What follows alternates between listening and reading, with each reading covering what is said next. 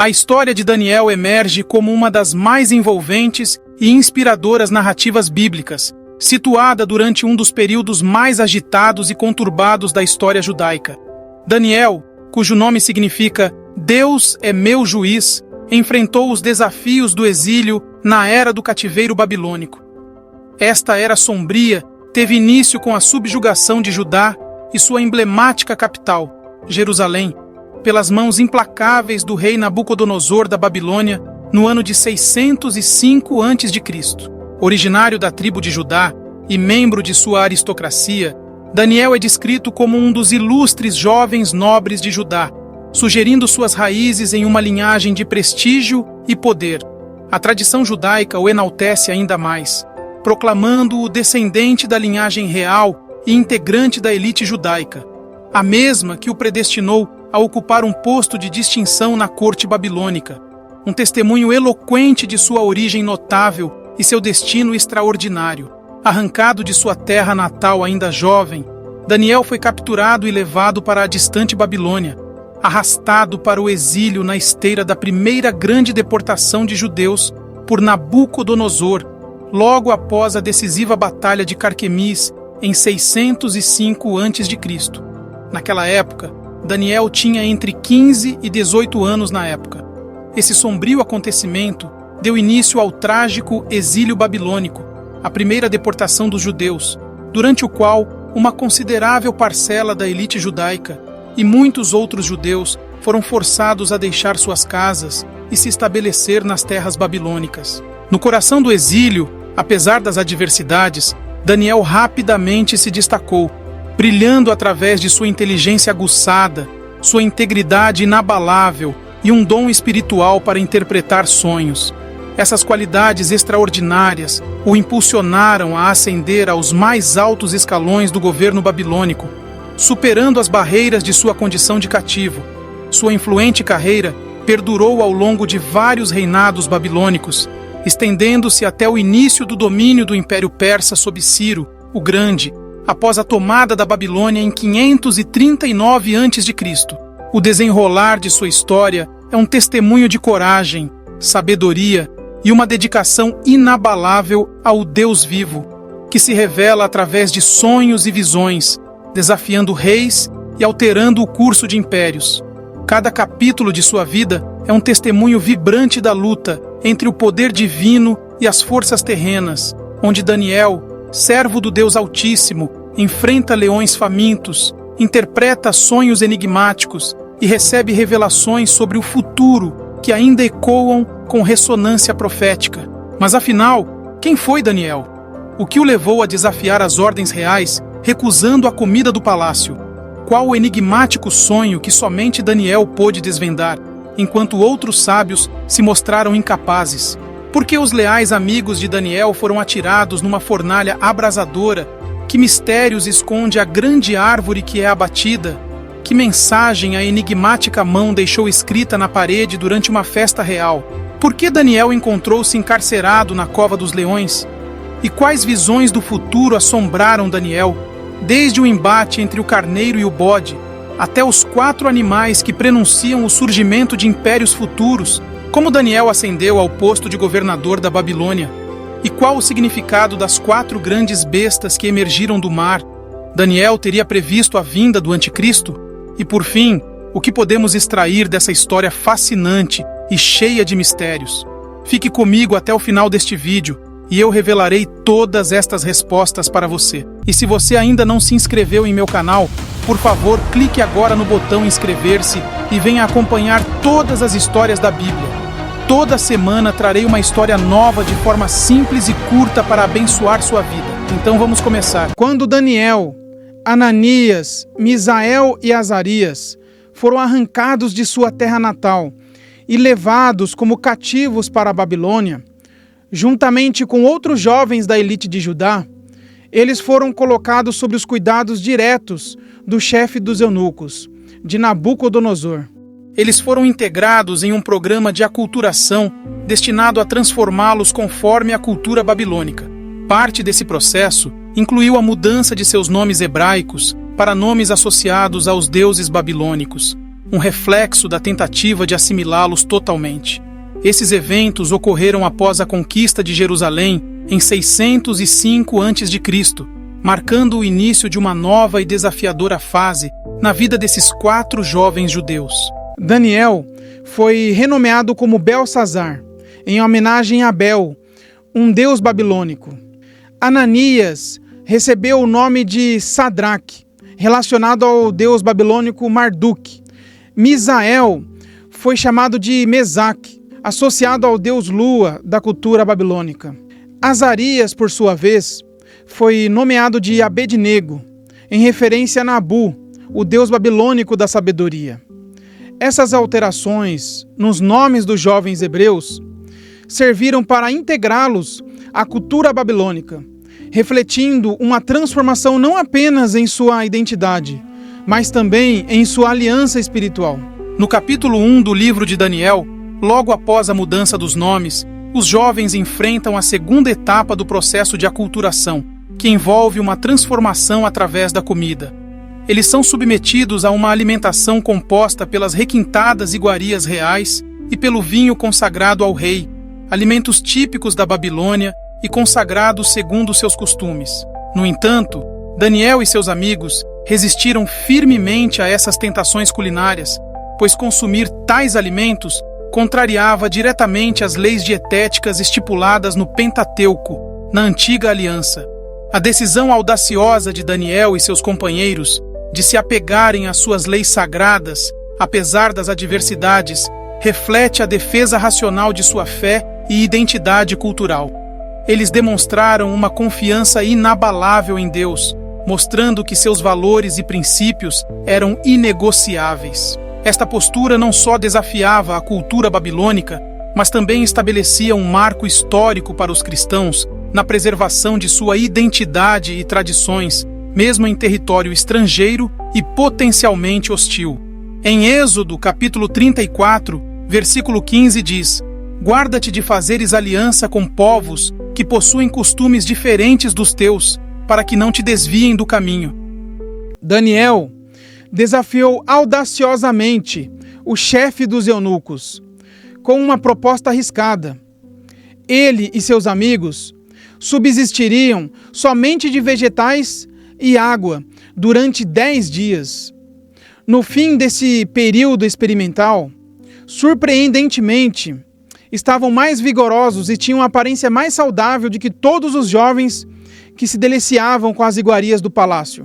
Esse episódio inicial não apenas evidenciou a resiliência e a superioridade da cultura do reino de Deus, mas também os catapultou a uma posição de destaque dentro da corte babilônica, mostrando aos babilônios que os valores e princípios do povo judeu emanavam de uma fonte divina, superior à providência do próprio rei. Esse ponto nos leva a refletir sobre a importância e o impacto espiritual dos cristãos em conservar a sua identidade cultural. Não se trata aqui, meu irmão, de retornar à antiga aliança. Não é isso que eu estou querendo dizer. Mas de defender firmemente a nossa fé, os nossos princípios e valores. Um cristão deve diferenciar-se em seu comportamento, evitando associações com práticas consideradas ímpias, como vestir-se, beber, ouvir músicas ou participar de festas que não condizem com seus valores. Além disso, é fundamental que não substituam o tempo dedicado a Deus por atividades consideradas fúteis. Esta postura contrasta com os princípios que devem orientar a vida de um cristão, que busca viver de acordo com valores espirituais e morais estabelecidos na Bíblia. Não estou discutindo ou defendendo questões puramente religiosas, mas sim falando de identidade. Quem é você no reino de Deus? Isso envolve o seu posicionamento no mundo espiritual, na sociedade e a apologética cristã. É uma questão de entender e afirmar sua posição e valores em um contexto maior.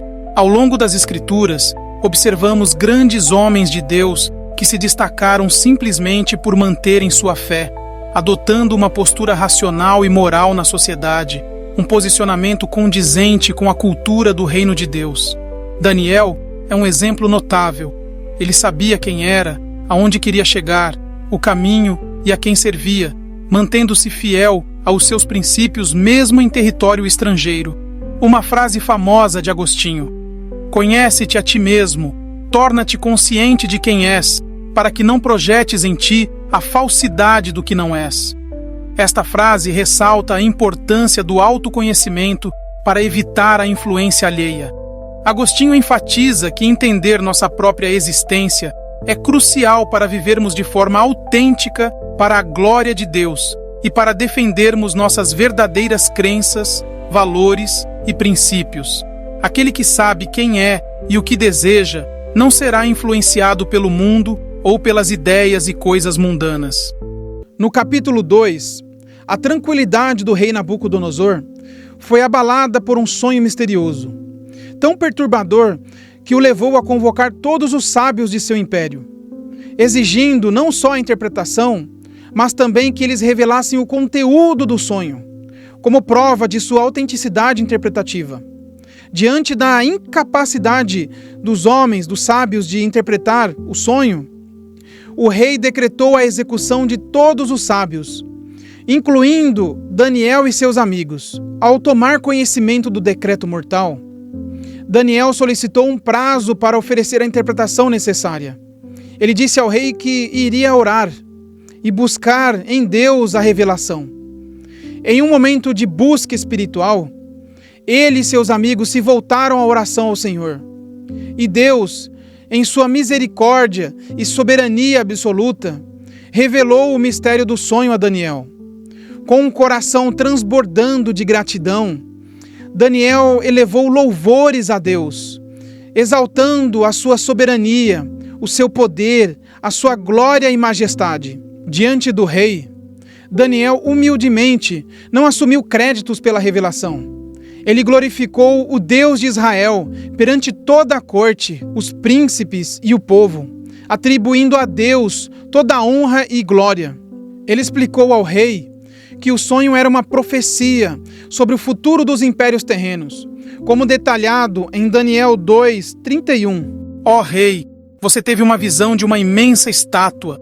Essa estátua, de aparência impressionante e brilho excepcional, estava diante de você, e sua forma era intimidadora. A cabeça da estátua era de ouro puro, o peito e os braços eram de prata, o abdômen e as coxas de bronze, as pernas de ferro e os pés uma mistura de ferro e barro. Você observou até que uma pedra foi cortada, sem intervenção humana, a qual atingiu a estátua nos pés de ferro e barro, estraçalhando-os. Assim, o ferro, o barro, o bronze, a prata e o ouro foram todos despedaçados ao mesmo tempo e tornaram-se como a palha das eiras no verão. O vento os varreu sem deixar rastro, e a pedra que destruiu a estátua tornou-se uma grande montanha que encheu toda a terra. Esse foi o seu sonho, e agora explicaremos o que ele significa, aqui diante do rei. Então, com a reverência de um sábio e a precisão de um profeta, Daniel começou a desvendar o misterioso sonho para o rei. Tu, ó rei, é a cabeça de ouro. O Deus de Israel lhe concedeu um reino, poder, força e glória. Após o seu reinado, surgirá um segundo reino, inferior ao seu, simbolizado pelo peito e braços de prata. Em seguida, virá o terceiro reino, representado pelo ventre e quadris de bronze, que dominará todas as terras conhecidas. Após este, emergirá o quarto reino, tão robusto quanto pernas de ferro, com pés de uma mistura de ferro e barro. Como os dedos dos pés são parte ferro e parte barro, o reino também será parcialmente forte e parcialmente frágil. Assim como você viu a pedra ser cortada de uma montanha sem intervenção humana e despedaçar o ferro, o bronze, a prata e o ouro, o Deus de Israel revelou ao rei o que ocorrerá no futuro. A Babilônia foi o primeiro grande império, a cabeça de ouro. Após ele, surgiu um segundo império, simbolizado pelo peito e braços de prata. Este reino foi a união dos medos e persas. Mas por que é de prata e não de ouro? Porque neste reino, o monarca não deteve o poder supremo como Nabucodonosor. No segundo império, a lei transcendia o rei, e ele não podia anular os decretos que promulgava. Segue-se o terceiro império, representado pelo ventre e quadris de bronze, o Império Grego, que sob o comando de Alexandre, o Grande, dominou todas as terras conhecidas. Depois deste, surgiu o Quarto Império, robusto como pernas de ferro e pés de uma mistura de ferro e barro, o Império Romano, notável por sua força esmagadora, mas marcado também por uma fragilidade intrínseca. A força deste império residia em seu exército, suas leis rigorosas e sua sofisticada organização política. No entanto, sua fragilidade era revelada pelo declínio moral interno. A corrupção interna e a imoralidade levaram à queda do Império Romano nas mãos dos bárbaros, ilustrando a dualidade de força e fragilidade. Este império era forte como o ferro, mas cujos dedos dos pés, feitos de barro, eram frágeis e caíram devido à sua decadência cultural.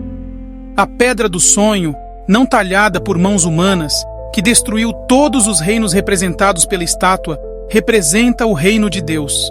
Esse reino foi inaugurado durante o período romano com o nascimento de Jesus Cristo. Ele é o rei e veio estabelecer seu reino, que agora cresce e se expande, governando sobre o mundo. No dia da segunda vinda de Cristo, este reino alcançará sua plenitude, esmagando todos os reinos terrenos. Daniel encerrou a sua interpretação com uma afirmação poderosa sobre o futuro eterno desse divino reino. Nos dias desses reis, o Deus do céu estabelecerá um reino indestrutível. Esse reino nunca será entregue a outro povo. Ele esmiuçará e consumirá todos esses reinos, mas ele mesmo permanecerá para sempre. Este é o reino de Deus, o reino de Cristo, firmado e eterno. A interpretação precisa do sonho de Nabucodonosor não só salvou a vida de Daniel, mas também catalisou a sua ascensão meteórica. Impressionado pela clareza e profundidade da revelação de Daniel, o rei reconheceu a mão soberana de Deus na habilidade singular de seu sábio e o elevou a governador de toda a província da Babilônia, além de chefe supremo de todos os sábios do império. Este feito solidificou a posição de Daniel na corte para influenciar politicamente na cultura do Império Babilônico. No cerne dessa história está a fé profunda de Daniel, que confiou em Deus para desvelar o mistério do sonho, mesmo sob a sombra da morte. Esta passagem destaca a importância vital de manter a confiança em Deus, mesmo nas situações mais calamitosas.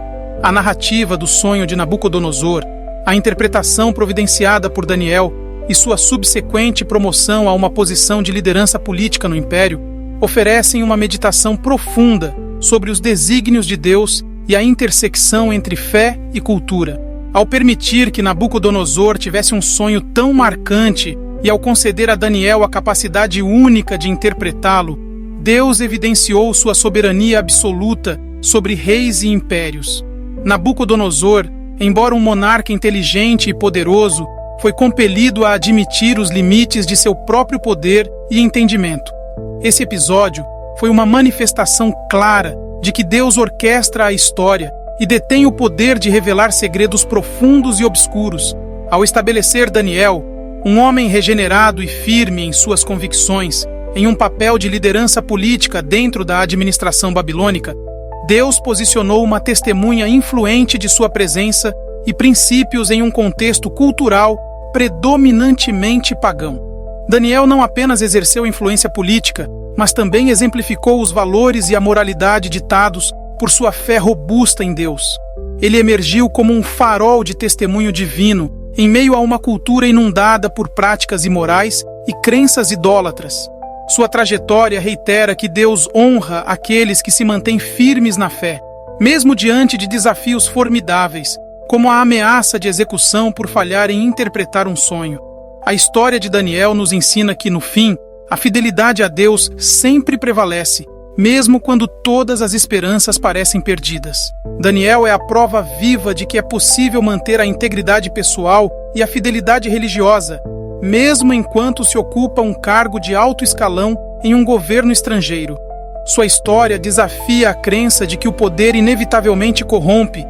Ao contrário, a trajetória de Daniel demonstra que a verdadeira autoridade e influência emergem de uma adesão inquebrantável aos princípios divinos, resistindo firmemente às pressões externas. No entanto, após ter seu sonho interpretado por Daniel, o rei, inflado pelo orgulho diabólico, decidiu construir uma colossal estátua de ouro. Ele emitiu um decreto imperial exigindo que todas as pessoas do reino se ajoelhassem e adorassem a estátua, ao ouvir o som de diversos instrumentos musicais. Aqueles que desobedecessem enfrentariam um destino terrível, ser lançado em uma fornalha ardente. Sadraque, Mesaque e Abednego, amigos de Daniel e também judeus exilados, optaram corajosamente por desafiar o decreto real. Movidos por uma fé inabalável que os proibia de adorar ídolos, conforme o primeiro dos 10 mandamentos, adorarás somente o teu Deus, eles se recusaram a se curvar perante a imagem esculpida. Irritado com a audácia deles, Nabucodonosor ordenou que a fornalha fosse aquecida 7 vezes mais do que o usual antes de lançar os jovens desobedientes, intensificando dramaticamente o perigo que enfrentariam. Desafiando todas as expectativas, Sadraque, Mesaque e Abednego não só sobreviveram à infernal fornalha ardente, mas o fizeram de maneira sobrenatural. Nabucodonosor, testemunhando o inexplicável, viu não 3, mas 4 figuras caminhando ilesas entre as chamas, com o quarto parecendo ser o Filho de Deus. Os 3 jovens emergiram da fornalha sem um único sinal de queimaduras, suas vestes intactas e sem sequer o cheiro de fumaça. Este milagre não só impactou profundamente os próprios jovens, mas reverberou por todo o reino.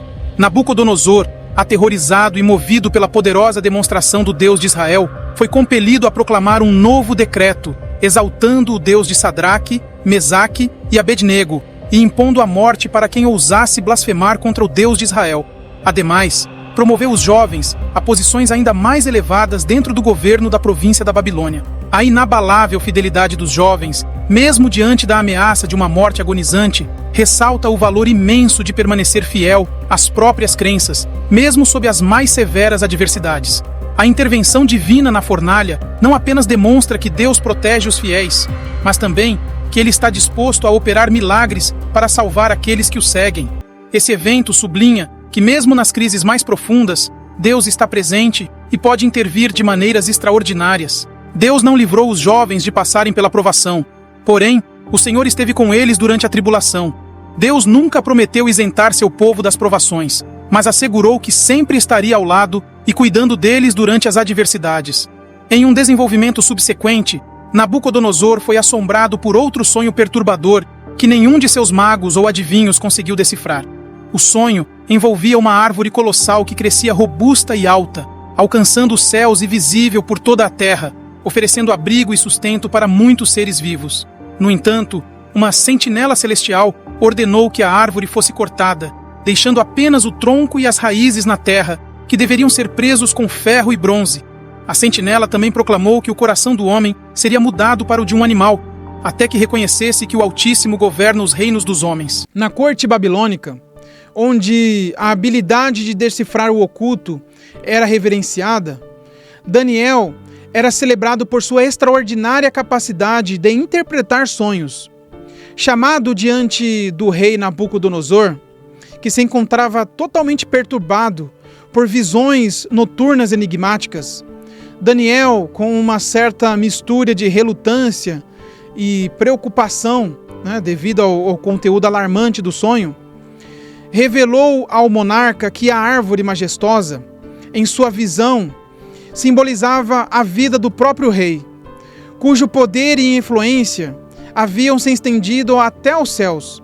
Porém, Daniel alertou ao rei que esse domínio imponente estava prestes a ser interrompido devido ao orgulho desmedido de Nabucodonosor. O intérprete profetizou que o rei perderia a sua sanidade e seria reduzido à condição de um animal selvagem, vagando pelos campos até que reconhecesse a suprema autoridade de Deus sobre todos os reinos terrenos. Embora Daniel tenha aconselhado o rei a renunciar ao pecado e abraçar a justiça para se livrar desse destino, a profecia implacável se concretizou. Um ano após a interpretação, enquanto Nabucodonosor passeava pelo palácio, absorto em reflexões sobre sua própria magnificência, uma voz celestial ressoou, reafirmando o sonho profético. Instantaneamente, ele foi tomado por uma doença mental, uma condição licantrópica que o fez acreditar ser um animal. Durante um período indefinido, o outrora poderoso rei viveu entre as feras do campo, alimentando-se de grama como os bois, até que um lampejo de lucidez o levou a reconhecer a soberania do Deus de Israel. Este humilhante transtorno mental serviu para quebrar o orgulho de Nabucodonosor, forçando-o a admitir que sua autoridade era derivada não de sua própria grandiosidade, mas da vontade de Deus. Quando finalmente elevou seu olhar e louvou o Senhor como fazia Daniel, sua sanidade e domínio lhe foram restaurados, marcando um renascimento espiritual, tanto para o rei quanto para seu reino. A restauração de Nabucodonosor não apenas solidificou a lição de que Deus exerce controle absoluto sobre os reinos dos homens e escolhe a quem deseja para governá-los, mas também se tornou um testemunho poderoso para todos os presentes e para as gerações futuras. A história do rei, que foi elevado às alturas e reduzido à condição mais baixa, e então depois restaurado, permanece como um exemplo vívido do poder redentor e da justiça de Deus, ecoando através dos tempos como um lembrete da primazia de Deus sobre a arrogância humana. A história de Daniel sublinha uma verdade eterna: a necessidade de humildade diante da soberania de Deus e os perigos inerentes ao orgulho humano. Deus, em sua infinita graça e paciência, enviou um aviso a Nabucodonosor através de um sonho profético, oferecendo ao monarca a oportunidade de mudar seu curso e evitar a ruína. A narrativa também destaca o tema da redenção. Mesmo aqueles que sucumbem ao orgulho têm a chance de serem restaurados, caso se voltem para Deus, reconhecendo sua autoridade suprema e sua misericórdia sem limites. Essa passagem da história de Daniel nos lembra que nenhum poder terreno é absoluto. Todos, não importa quão exaltados, estão sob a autoridade de Deus e devem viver de maneira que reconheça essa verdade fundamental. Com a morte de Nabucodonosor em 562 a.C., o trono babilônico viu a ascensão e queda de apenas 4 reis antes do colapso final da Babilônia. Nabonido, o último desses reis, distanciou-se da capital por vários anos, preferindo um retiro espiritual pagão na Arábia e deixando a gestão da Babilônia nas mãos de seu filho, Belsazar, que atuou como regente. No capítulo 5 do livro de Daniel, um momento decisivo se desenrola, marcando tanto o destino do Império Babilônico quanto o dos judeus em cativeiro. Durante um banquete luxuoso organizado por Belsazar, que estava no poder enquanto seu pai, Nabonido, permanecia ausente, ocorre um evento sobrenatural que testa a liderança de Belsazar e sinaliza mudanças significativas para a Babilônia. Em meio à ostentação da grandiosa festa, Belsazar, movido pela arrogância e desdém, ordenou que fossem trazidos vasos sagrados, de ouro e de prata, que Nabucodonosor havia roubado do templo de Jerusalém.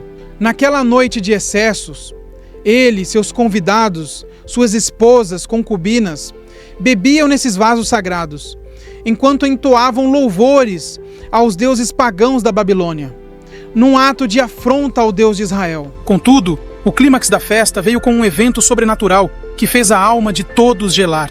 Dedos de uma mão materializaram-se e começaram a escrever na parede do palácio, deixando Belsazar pálido de terror. O rei ficou tão aterrorizado que suas juntas dos lombos se relaxaram e os seus joelhos batiam um contra o outro. Os sábios do reino foram convocados, mas nenhum deles conseguiu decifrar o enigma da escrita na parede, o que levou a rainha-mãe a sugerir a convocação de Daniel, cuja fama de resolver mistérios e interpretar sonhos ainda ecoava desde os dias de Nabucodonosor. Daniel, então, foi trazido à festa e confrontado com as palavras misteriosas Mene, Mene, Tekel, Ufarsim. Com uma calma que contrastava com a atmosfera de tensão, Daniel interpretou a mensagem. Mene, Deus havia contado os dias do reinado de Belsazar e decidira pôr-lhe fim. Tekel, o rei havia sido pesado na balança da justiça divina e encontrado em falta. Ufarsim, o reino seria dividido e entregue aos medos e persas. Naquela mesma noite, as palavras de Daniel se cumpriram com uma precisão assombrosa. Belsazar foi assassinado e Dário, o Medo, liderou a tomada da Babilônia. Este golpe de Estado não apenas encerrou o reinado de Belsazar, mas também marcou o fim do Império Babilônico como uma superpotência, abrindo caminho para a ascensão do Império Persa sob o comando de Ciro, o Grande, em 539 a.C. A transição de poder ocorreu de maneira notavelmente tranquila, selando o destino de um império e o início de outro, conforme a inexorável vontade de Deus revelada através de Daniel. A queda da Babilônia marcou um momento crucial e transformador para os judeus. Sob o novo domínio persa, que substituiu o Império Babilônico, os judeus encontraram um ambiente mais favorável. Este novo governo, diferentemente do anterior, permitiu que retornassem a Jerusalém e reconstruíssem seu templo sagrado.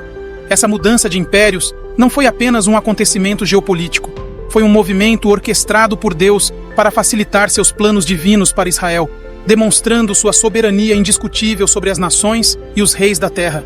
Por meio desses eventos, Deus não apenas executou seu juízo, mas também promoveu seu plano redentor. A profanação de Belsazar, ao usar os vasos sagrados roubados do templo de Jerusalém para adorar ídolos, foi uma afronta direta ao respeito que se devia ao Deus de Israel. Este ato serve como um lembrete sombrio da importância de tratar o sagrado com a máxima reverência e seriedade.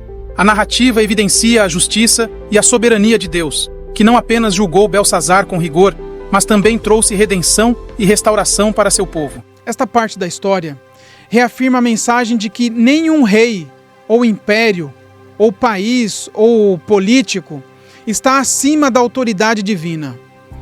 Deus levanta e derruba reinos conforme a sua vontade suprema e os seus propósitos. Após a conquista da Babilônia pelo Império Medo-Persa, Daniel não apenas manteve a sua posição de prestígio, mas também ascendeu ao posto de um dos 3 presidentes do Império, atribuída a sua incomparável sabedoria divina e habilidades administrativas. Sua competência era tão notável que estava prestes a ser promovido a governador de todo o reino, um desenvolvimento que semeou inveja e hostilidade entre os outros altos líderes e sátrapas. Cientes da devota fidelidade religiosa de Daniel, seus rivais maquinaram uma armadilha insidiosa, explorando sua fé inabalável.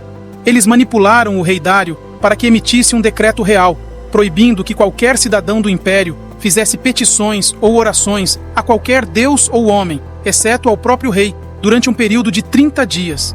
A terrível penalidade para quem desobedecesse seria o lançamento na cova dos leões. Inabalável em sua fé, Daniel continuou a praticar suas orações diárias, ajoelhando-se 3 vezes ao dia em sua casa, diante de janelas abertas que apontavam para Jerusalém, oferecendo orações e agradecimentos a Deus. Quando seus adversários o flagraram em oração, rapidamente o denunciaram ao rei, desencadeando uma crise de consciência no monarca. Embora relutante e profundamente perturbado pela situação, o rei Dário foi obrigado a obedecer à letra da lei que ele mesmo havia sancionado. Com pesar, ordenou que Daniel fosse lançado na cova dos leões. Passando uma noite torturante em jejum e privado de qualquer forma de distração ou entretenimento, o rei estava angustiado pelo destino de Daniel. Ao amanhecer, impulsionado por uma mistura de esperança e desespero, Dário correu até a cova dos leões e chamou por Daniel com uma voz angustiada, num tom de preocupação, clamando por um sinal de que o Deus de Daniel o havia protegido durante a noite sombria. O rei disse: Daniel, servo do Deus vivo, o teu Deus a quem serves fielmente pôde livrar-te dos leões? Daniel respondeu ao seu chamado com uma voz que ressoou de maneira milagrosa e tranquilizadora. Ó rei, vive para sempre. O meu Deus enviou um anjo que fechou a boca dos leões. Eles não me fizeram mal algum, porque fui considerado inocente diante dele. E também diante de ti, ó rei, não cometi nenhum mal. Ao ouvir essa notícia, o rei Dário foi tomado por uma imensa alegria e imediatamente ordenou que Daniel fosse retirado da cova, constatando com alívio que nenhum dano havia sido infligido a ele. Os homens que haviam conspirado contra Daniel, por sua vez, enfrentaram um destino trágico e imediato. Foram lançados na mesma cova dos leões, junto com suas famílias, e foram mortos antes mesmo de seus corpos atingirem o fundo, uma punição severa que refletia a justiça rápida daquela era. Daniel, ao enfrentar a ameaça de morte por praticar sua fé abertamente, escolheu permanecer fiel a Deus, desafiando as ordens do rei, que proibiam a oração a qualquer divindade, exceto ao próprio rei, por um período de 30 dias. A consistência de Daniel em sua prática religiosa, orando 3 vezes ao dia mesmo sob risco de vida, destaca a importância crítica de permanecer fiel aos nossos princípios e crenças, independentemente das circunstâncias. Ele poderia ter se omitido e deixado de orar apenas durante esse período, não é mesmo? Quem já não deixou de orar por um mês? No entanto, essa forma de pensar está errada. Daniel sabia que só poderia vencer o inimigo através da oração e que, se deixasse de orar, abriria uma brecha no mundo espiritual. Viver para Cristo é uma experiência diária, é depender constantemente do Espírito de Deus e crer em sua fidelidade. Andar no Espírito significa viver pela confiança e na dependência de Deus. Se olharmos para os nossos próprios recursos, para nossas próprias forças e para nossa própria capacidade, vamos fracassar. E Daniel sabia disso. A oração não é simplesmente um ritual a ser seguido, mas uma comunicação vital e contínua com Deus. Ao manter sua rotina de oração, Daniel não apenas demonstrou sua devoção, mas também afirmou a soberania de Deus em sua vida, independentemente das leis humanas.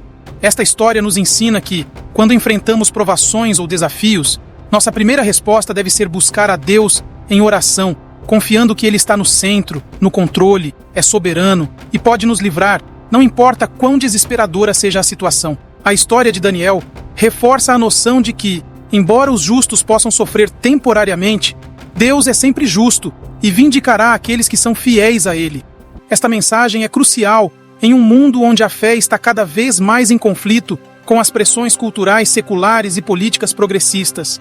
Ela nos encoraja a permanecer firmes em nossa fé, confiando que Deus está trabalhando, mesmo nas circunstâncias mais desafiadoras, para trazer justiça e revelar sua glória. O capítulo 7 de Daniel abre com uma visão profética que intensifica esta mensagem, apresentando a soberania divina que se estende por toda a história da humanidade. A visão dos 4 ventos do céu, agitando um grande mar, simboliza a constante intervenção divina, orquestrando o surgimento e a queda dos impérios em uma trama de eventos que revela o domínio incontestável do Senhor sobre o curso da história. Na visão descrita por Daniel no capítulo 7, ele testemunha uma cena de grande poder e mistério, onde 4 bestas formidáveis emergem do mar, cada uma representando um império futuro que dominará sobre a terra. A primeira besta, majestosa e terrível, assemelha-se a um leão com asas de águia, simbolizando o poderio e a grandeza do Império Babilônico. Em seguida, surge um urso, representando a força bruta do Império Medo-Persa. A terceira besta, um leopardo veloz com 4 asas e 4 cabeças, denota o Império Grego, conhecido por sua rapidez na conquista e diversidade de governantes.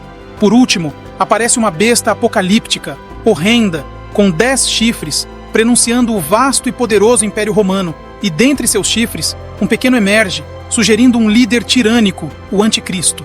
Este pequeno chifre é descrito como uma figura escatológica nefasta, que surgirá desafiando diretamente Cristo, alterando leis e perseguindo os santos, enfrentando desafios significantes até sua eventual derrota.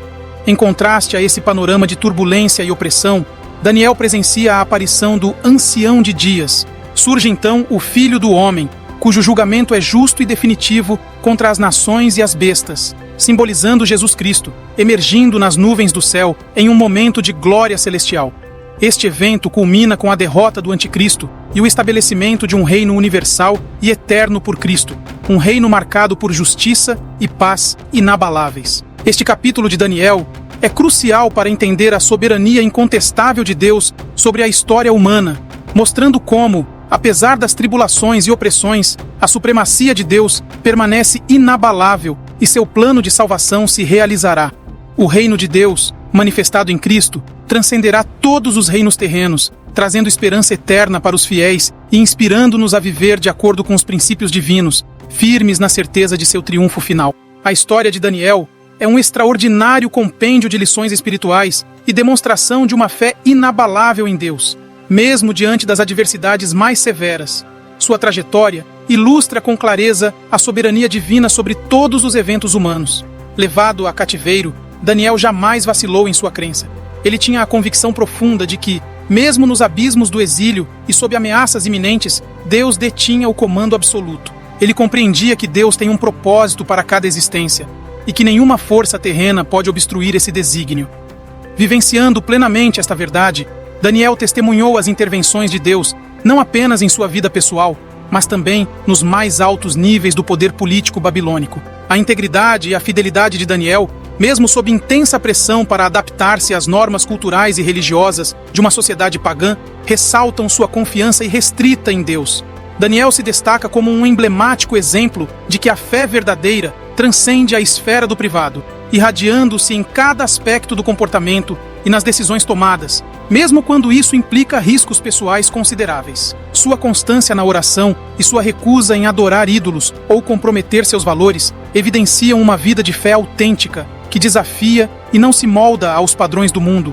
Assim, Daniel não apenas sobreviveu em um ambiente estrangeiro e hostil, mas também floresceu, mostrando que a fé em Deus é um escudo poderoso contra as forças adversas e uma luz que guia não só a conduta pessoal, mas também pode influenciar grandemente o curso dos eventos mundiais. A constante presença de Deus nas situações de maior perigo, quer seja na cova dos leões ou na fornalha ardente, oferece uma mensagem vibrante de esperança e proteção divina. Esta promessa de que Deus permanece ao lado de seus fiéis em meio às adversidades ressalta que, não importa o desafio, a soberania de Deus é infalível e seu controle é absoluto. Daniel, que enfrentou tanto adversidades quanto prosperidades, perigos e momentos de segurança, é um exemplo de fé inquebrantável em todas as circunstâncias. Mesmo sendo um exilado, escravo, governador ou jogado na cova dos leões, Daniel jamais cessou de orar e confiar na soberania e providência de Deus. Há cristãos que só oram quando tudo está indo mal, e há cristãos que só oram quando tudo vai bem. No entanto, ele nos ensina que, independentemente de onde estivermos ou do que estivermos enfrentando, nossa oração deve ser constante e devotada, buscando a Deus em todos os momentos, reconhecendo que Ele é a fonte de nossa força, sabedoria e paz. É crucial orar em tempos de adversidade para que não sucumbamos à desesperança e ao desânimo. Em momentos de prosperidade, a oração é essencial para nos manter humildes e agradecidos. Em situações de perigo, a oração fortalece nossa coragem e dissolve nossas dúvidas. E nos períodos de segurança, devemos orar para não cairmos na autossuficiência ou no esquecimento da nossa dependência de Deus. Assim, a história de Daniel não é apenas um testamento de sua fé, mas um convite para vivermos uma vida de devoção constante e confiança irrestrita no controle soberano de Deus sobre o universo. Assim como Daniel enfrentou desafios que pareciam insuperáveis, muitos de nós hoje nos deparamos com obstáculos aparentemente intransponíveis, seja diante de um diagnóstico médico alarmante ou submersos em uma tristeza profunda. A esperança pode parecer um farol distante. No entanto, é essencial recordar que Deus vê cada uma de nossas lutas e cada lágrima que derramamos. Ele está sempre ao nosso lado, esperando que nos voltemos para Ele com humildade e corações abertos. Aqueles que vivem uma vida espiritual autêntica sentem a glória de Deus em seus corações e mantêm um respeito reverente pelo Senhor, afastando-se das tentações mundanas. Daniel serve como um exemplo notável, não apenas de fidelidade a Deus, mas também de como um crente pode exercer uma influência significativa, mesmo sob um governo pagão. Sua história desafia as visões teológicas de fatalistas, neutralistas e liberais que defendem o não envolvimento com a política, muitas vezes vista erroneamente como uma esfera exclusivamente corrupta ou secular. Daniel demonstra que é possível ser um agente de mudança divina e um portador da luz de Deus, mesmo nas estruturas de poder mais desafiadoras. A narrativa de Daniel desfaz poderosamente qualquer noção de que os cristãos devem se distanciar da política, ou de que o meu mundo não é daqui. Quem crê nas Escrituras deve também reconhecer o papel ativo dos cristãos na gestão civil. Nabucodonosor era um rei imoral, idólatra e sanguinário que já havia matado muitas pessoas. Deus levantou Daniel para influenciar na política, não para derrubar o rei ou levantar um imperador judeu. Não, meu irmão, mas para derrubar e refrear a cultura maligna babilônica que era prejudicial ao povo de Deus. Influenciar na política não significa votar em alguém. Não, meu irmão, significa dominar a cultura do nosso país. A cultura é da igreja, precisa ser da igreja. Devemos impor a cultura.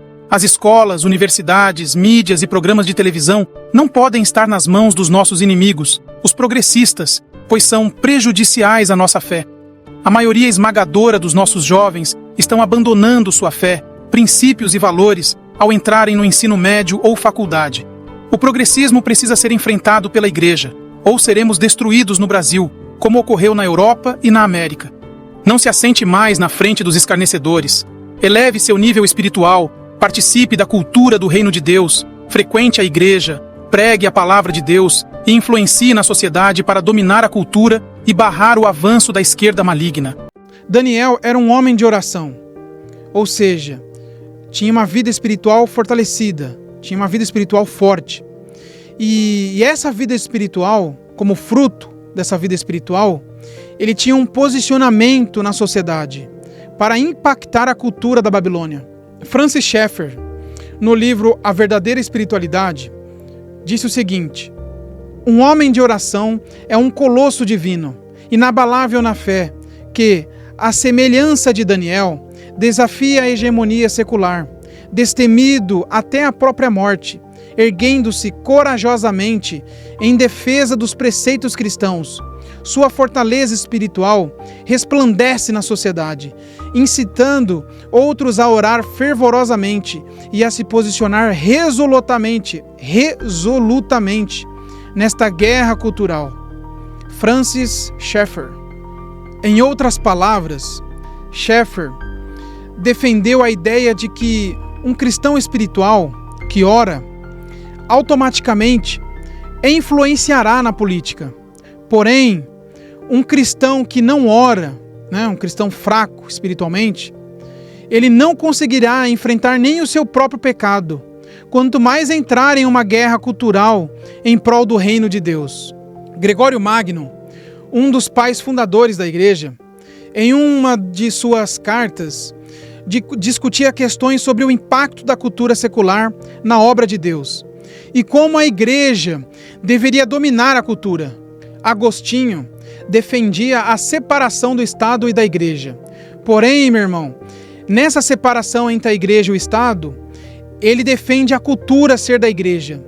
Se você ler os escritos seletos de João Calvino, você vai ver que ele converge com o mesmo pensamento de Agostinho. Armínio também defende que a cultura tem que ser da igreja, na exposição do credo apostólico. Nos Estados Unidos e na Europa, meu irmão, um cristão, ele tem a opção de estudar em uma escola pública cristã. Se um comunista, um filho de um comunista, quiser colocar o filho dele, numa escola pública comunista, ele consegue também. Ou seja, a cultura é separada do Estado. O Estado não interfere na cultura. Porém, no Brasil, em 1988, a cultura brasileira foi estatizada pelos progressistas, que passaram a dominar a cultura no país. Ou seja, eles nos obrigaram a participar da política por causa da cultura. Se fosse separada, como é nos Estados Unidos, como é na Europa, até daria para proteger a nossa fé e os nossos princípios, sem se envolver com a política. No entanto, o Estado obriga você, meu irmão, a entregar o seu filho para ser doutrinado na cultura secular e progressista. Não podemos aceitar isso, meu irmão. Precisamos separar o Estado da cultura. Dê a Deus o que é de Deus e dê a César o que é de César. A cultura sempre foi da igreja e sempre precisa ser.